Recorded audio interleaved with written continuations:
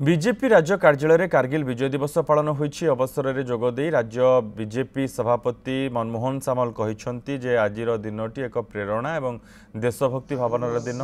पाकिस्तान निज पराजय सुनिश्चित होगा पर चीन प्ररोचन आम देश को आक्रमण करने को प्रयास करथिबा बेले आम वीर सेनाबाहिनी पाकिस्तान उद्यम पंड करथिले। तत्कालीन प्रधानमंत्री स्वर्गत अटल बिहारी वाजपेयी समेत सारा देशवासी भारतीय सेनार मनोबल बढ़ाइथिले बोली से कहछथि।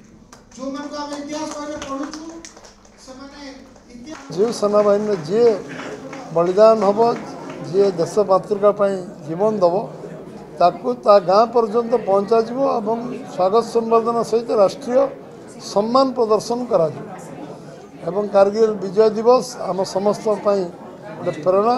गोटे शहीद स्मारक पार्क हो शहीद स्मारक पीठ हो से जगार आमर ऑनरेबल जो आसवे गवर्नर हो चीफ मिनिस्टर हो प्राइम मिनिस्टर हो आम मैंने शहीद परिवार आसवे से जगह आसी पहुँचे से सम्मानित हेबे।